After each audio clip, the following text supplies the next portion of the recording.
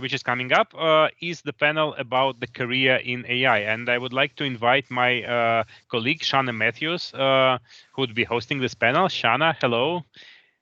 Hi. Hello, everyone. Welcome to the panel. Yeah, thanks, Dimitri. Yeah, that's so glad to see you. And I think this last panel should be like the most interesting for students, like how you should craft your career, how to become successful in the field of AI and ML. Yeah, I hope so too. Yeah, we have some really great students here to talk to, everyone. Excellent. So let's start. Yeah, fantastic. So I think we should start with introductions. Welcome, everyone. I can go first. My name is Shanna Matthews. I use she, her pronouns. I'm a program manager at Microsoft. My background is actually in traditional software engineering.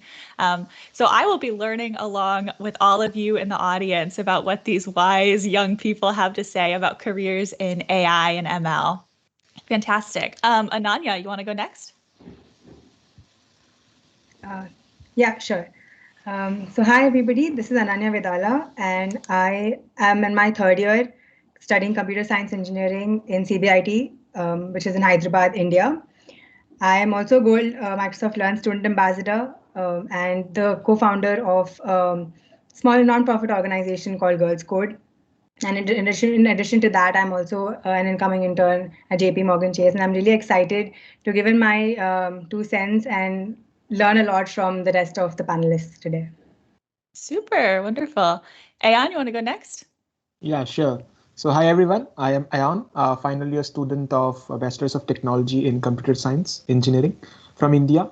So like apart from this domain of computer science engineering, like specifically towards software engineering, I have been focusing towards AI machine learning from second year or a little bit early of my third year in college. So I have been doing certain stuffs, doing certain projects, and I would try to share those learnings with you folks. And apart from that, I also had the privilege of bringing the India's first Kaggle Days meetup group in India. So that's in Delhi NCR, and now it's expanded to a lot of cities in India.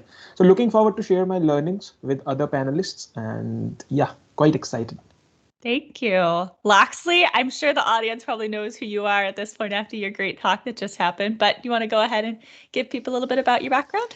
Yeah, definitely. So I'm in my fourth year at the University of Washington, and I'm studying informatics, which is kind of at the intersection of computer science and like business and also just people. So it's a very kind of like people-focused major. And so let's see, a bit about me. So my background and kind of like my specialization is specifically in like hackathons. And at almost every hackathon I've attended, I've implemented AI in some form. And so I think, yeah, that's about it about me. I'm super excited to talk about like even, yeah, like speaking about the different projects I've made have even helped me get like some of my first internships, which have been like super cool. Yeah, awesome.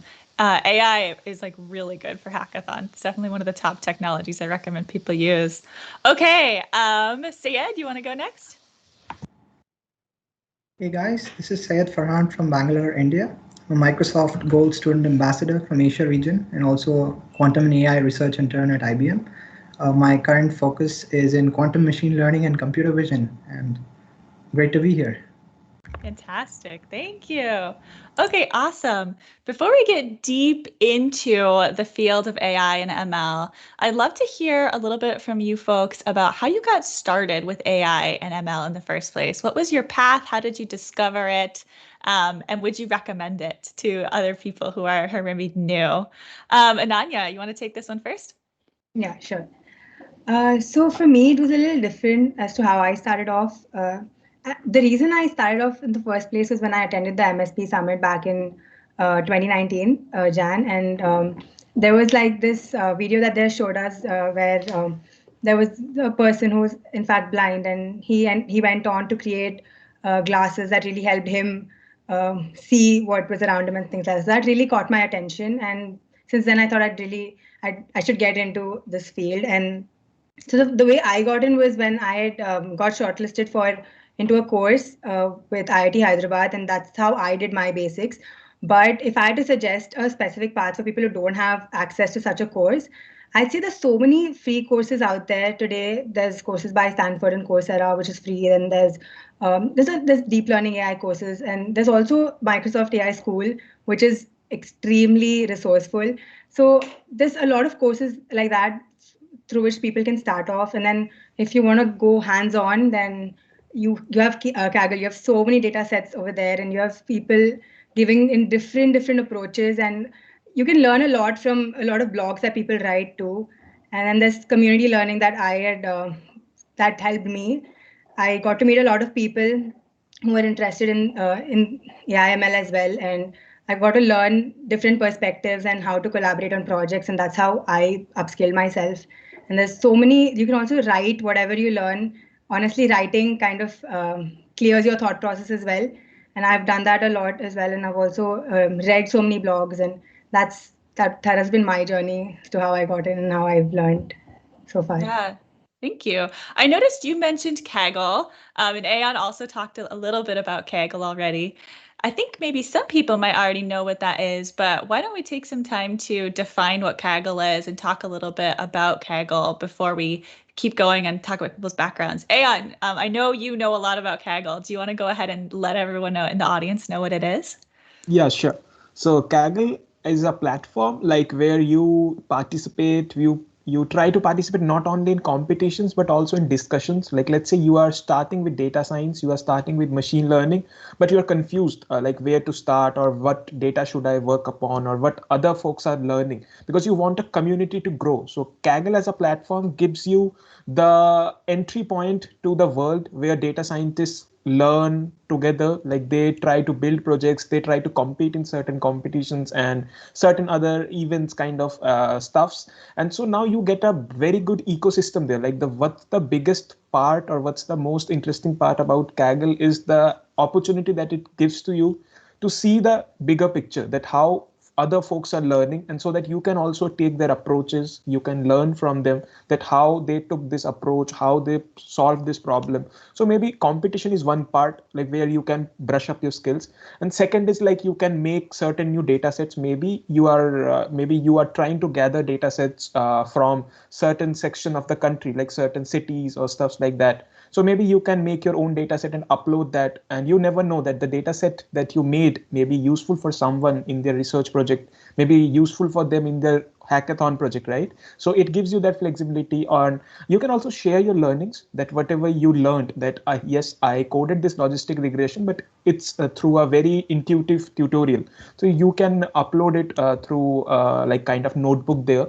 And that's one part. And another part is discussion. Like maybe you can try to see what other folks are learning and be a part of that. So Kaggle as a platform gives you infinite learning opportunities as a student, or even if you're just starting, it definitely gives you the exposure. Or even if you have started, you can see how to progress and what is the state of the art algorithms that are being used in the world. So definitely that gives you a gateway. Yeah, thank you. Yeah, I think that's very helpful. When I think about Kaggle, and especially when I was just figuring out what Kaggle was, I really thought it was just a place for, if you're already an expert, you go and you compete in these competitions about data science. But the platform has really evolved, and it's a great place to go learn too, even if you're absolutely not an expert. So it's a great resource. Fantastic. Okay, let's hear a little bit more about people's journeys into AI and ML. Syed, do you want to go next? Yeah, definitely. So I started my AI career when I joined a startup named Citriot here in Bangalore, India. We worked on cutting edge technologies and various face recognition projects initially. Later on, I joined IBM as a quantum and AI research intern. So here I got to experience, the research focus of AI. AI has two different fields. I would think of it this way: wherein you improvise on the already existing models in AI, or you work on applying AI to some cutting edge technology, like quantum computing in my case. So the benefit of working with cutting edge technologies is that you get to learn about the new technology, you get to prepare yourself for what is to come in the later on career, and also skill up your AI skills while also talking to your colleagues. For example, in my case, IBM. So another thing I would like to talk about is the benefit of working in corporates. So there's a pool of knowledge if you work in corporates. You get to interact with various teams, starting from for example, software engineering side, DevOps side, or even management side. You get to interact with international clients, and my career in AI has been really fantastic. Yeah. Awesome. Thank you. Yeah, that's very interesting. Talking about working at a corporation versus a startup versus, a mid-sized company. I know folks on this call wanted to talk about that. Let's chat about different paths and different like types of careers within AI and ML for a little bit.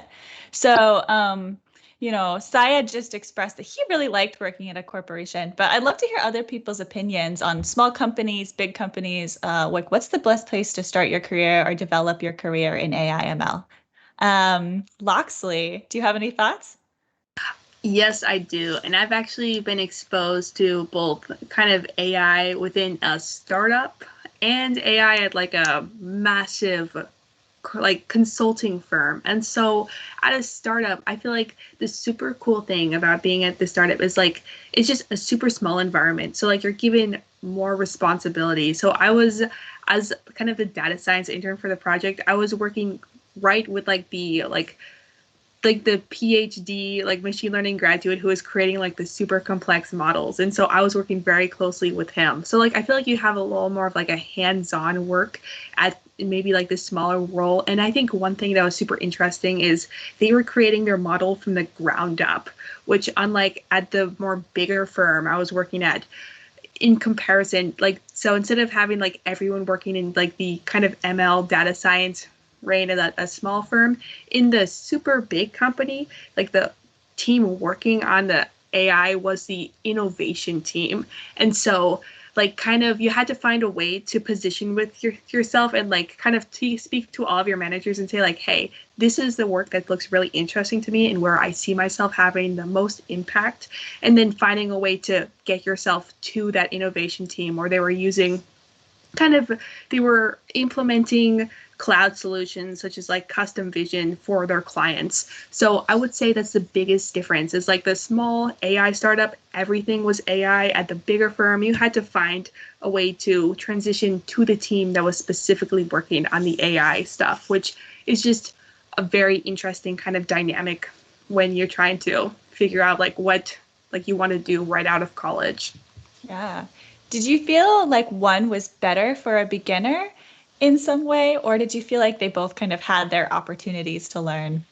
They definitely both had their opportunities. I feel like at the startup, you're more hands-on, so you're doing more of the learning aspects. But at the same time, and there's also just a lot of opportunity to grow. But at the bigger firm, we were like the impact that the innovation team was having with AI was just so grand that like on either side, it's like one side you'd learn a lot, and on the other side you would still learn, but you'd have a massive impact that was like kind of really changing our like the client's like workspace. So I feel like both are beneficial. I mean, I would say personally, I'm leaning more towards the bigger firm just because like slightly more stability, and then I just felt like the innovation space was really cool. But I mean, the startup was also a really great place to learn all of this stuff at like kind of an early time, which is pretty neat. Cool. Anyone else have thoughts they'd like to jump in with about their experiences, maybe with bigger companies versus smaller ones?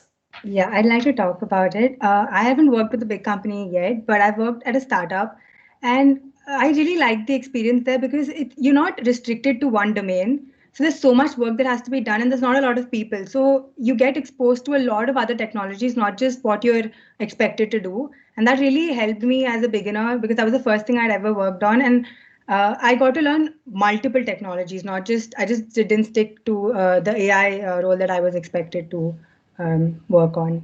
So yeah. Awesome. Thank you.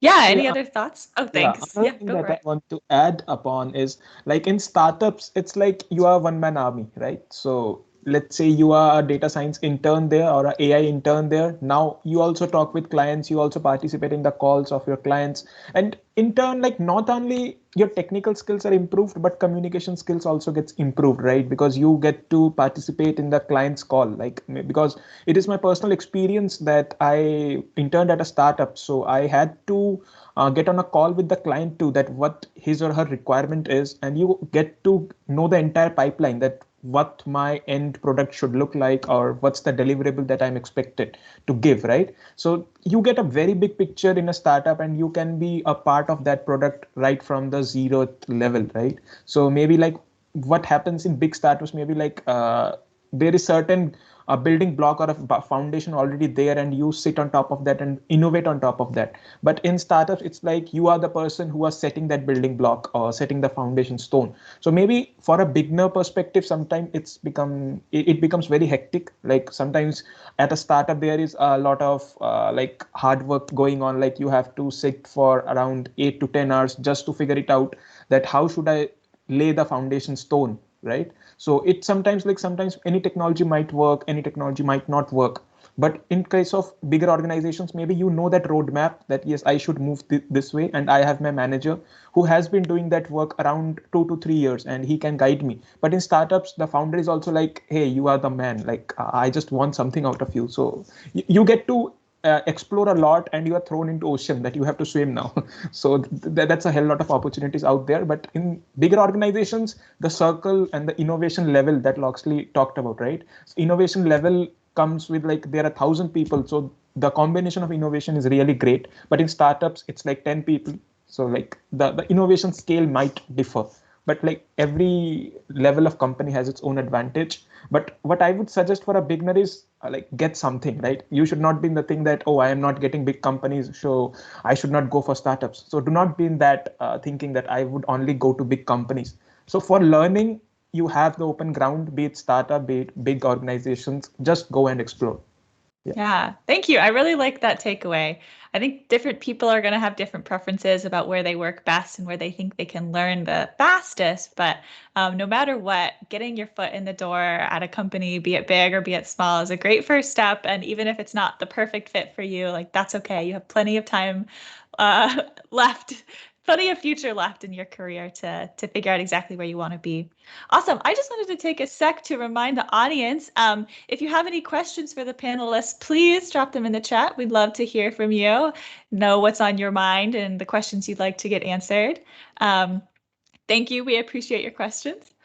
Yeah, perfect. So let's keep talking about different kind of sub areas within AI and ML careers. Let's talk about some different kind of areas you can specialize in. What are different focuses you can have for your AI and ML career? Maybe what are some ones that are less common that people in the audience might not know about?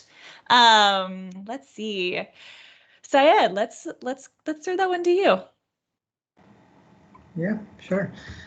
So if you talk about the most common domains which people think about in artificial intelligence, you think about computer vision applications, which almost everyone is pursuing these days. We have natural language processing, speech processing, which most of them are working together. Another area which is not very much explored is digital signal processing with AI. So this is a very strong research focus area which electrical engineers are usually working on these days. And if you combine that with AI, it has really great potential in medical applications or applications in the film industry, for example, or in different sectors of industry wherein you have speech processing involved. Another area I can talk about, which I'm currently working on, is quantum machine learning.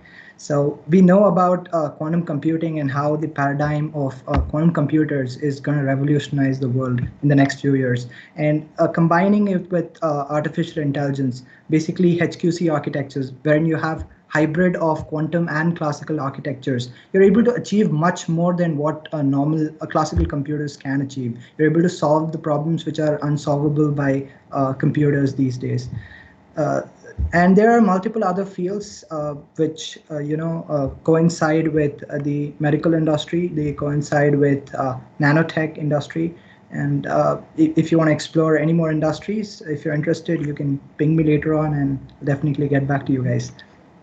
Wonderful. Thank you. Any other thoughts from panelists? I think you did a great job in enumerating a bunch of the different areas that people can focus on. But yeah, any other thoughts? Super. Okay. We did get one question from Amy Boyd.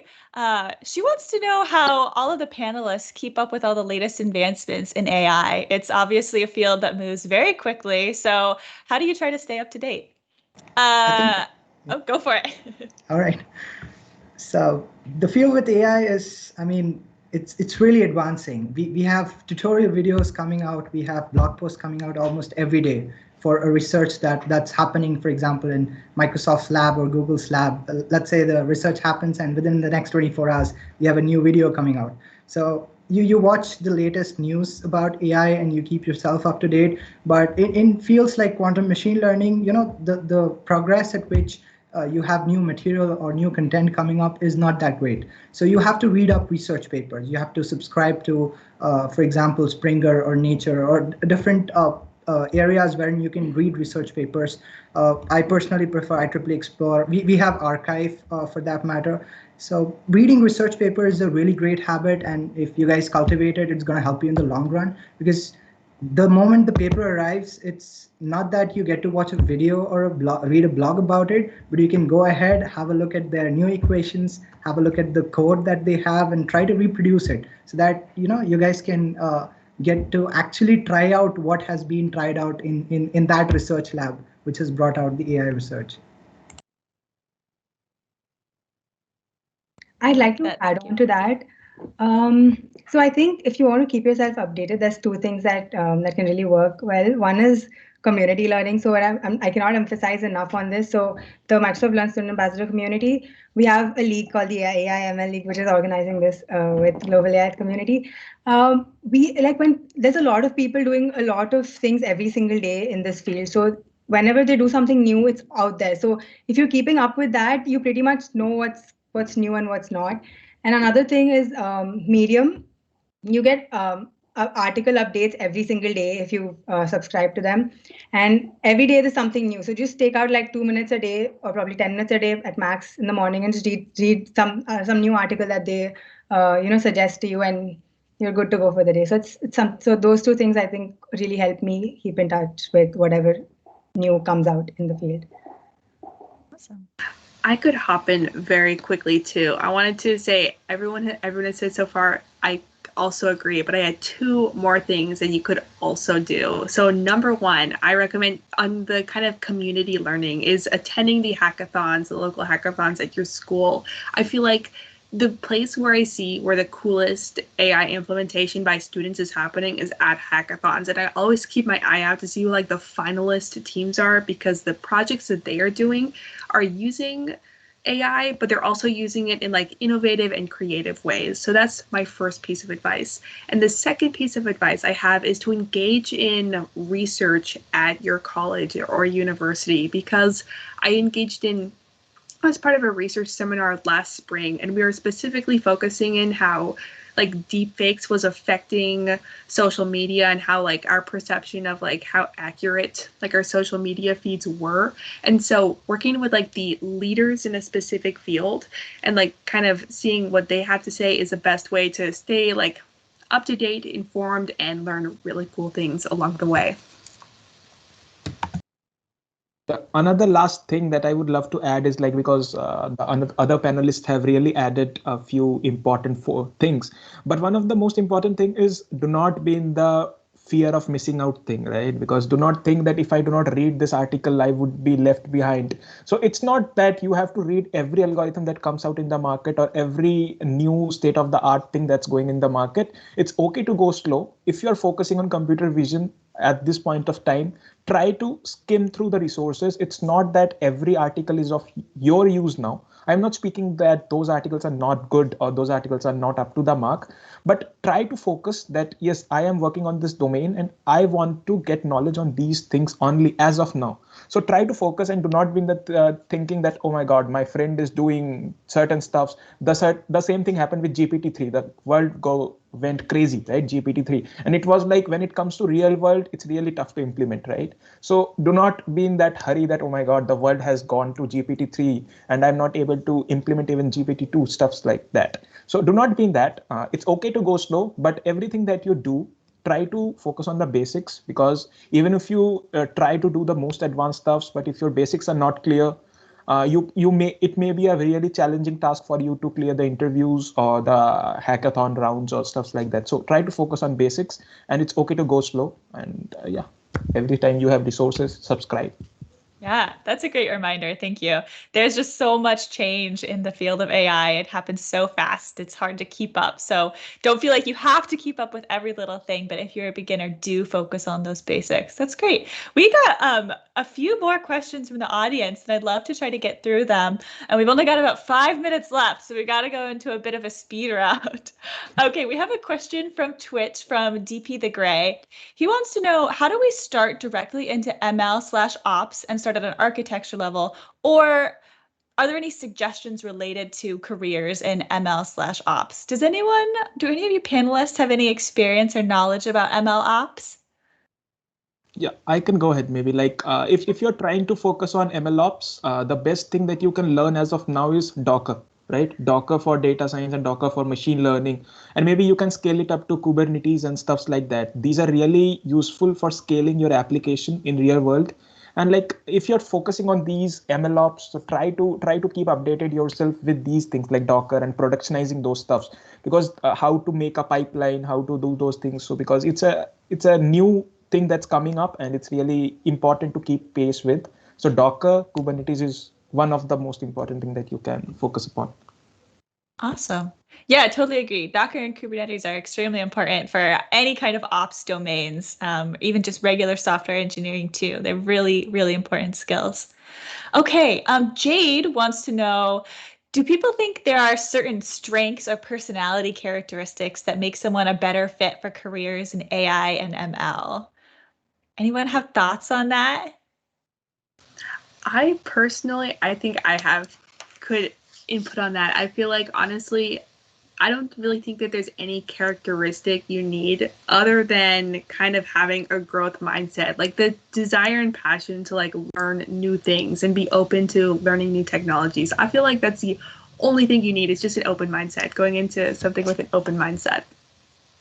Yeah, I like that. And I'll just remind people, if people aren't familiar with the term growth mindset, it's the idea that the things you're good at and the things you enjoy, all these things about you are actually fluid, and it's about practice and intention and trying, rather than just assuming that, the things that you're really good at are fixed, or maybe how good you are at certain things are fixed. So growth mindset is really all about keeping an open mind. And even if you think maybe you don't have a growth mindset right now, having growth mindset means that you can get a better growth mindset.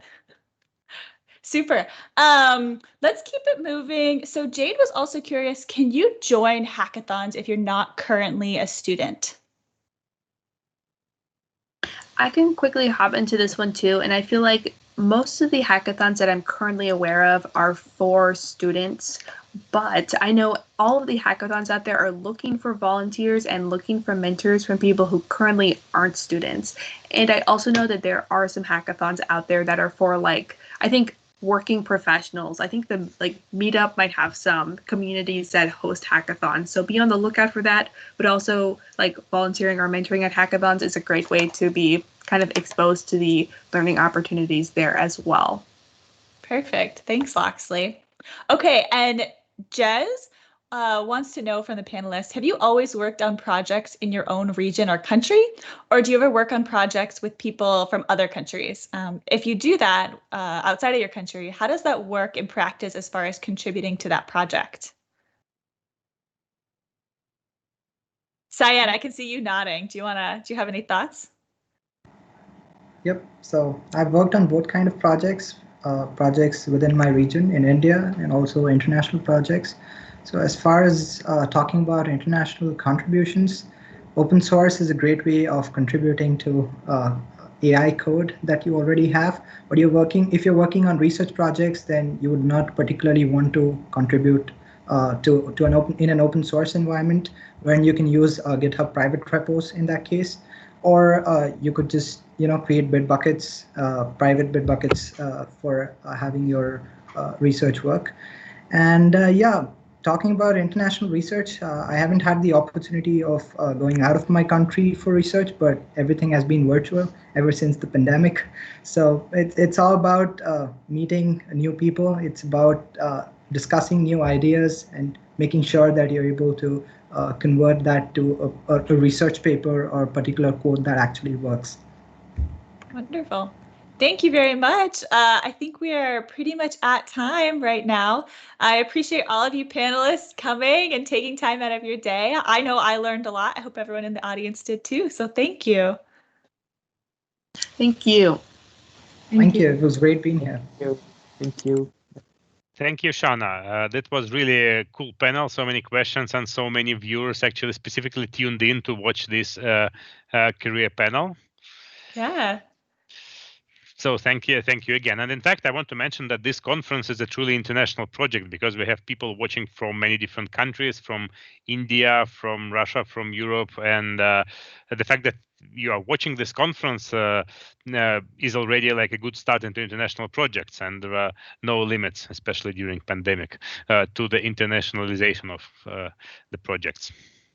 Yeah, I love that. Thanks, Dimitri.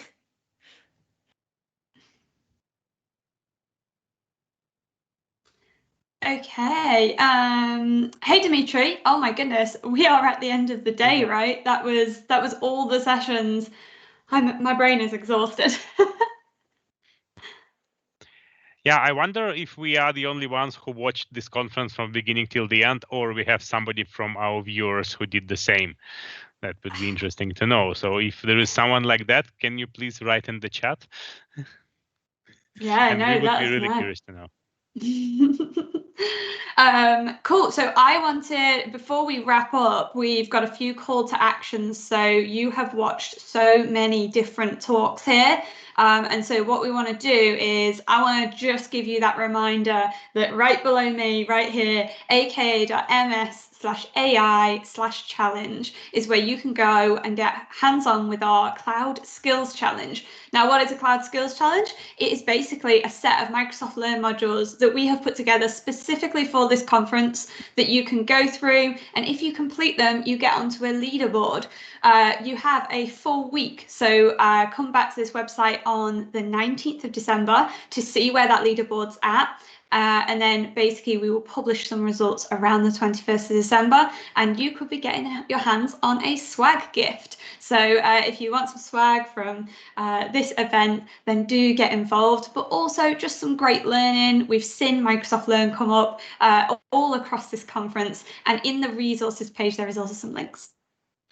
And there have been so many talks today, and if you had to miss some of them, or you were sleeping when they happened in the beginning of the day, you have the recordings of all sessions at the conference website, aiconf.education. So you can always go back and rewatch the parts that you liked, or watch whatever you haven't seen.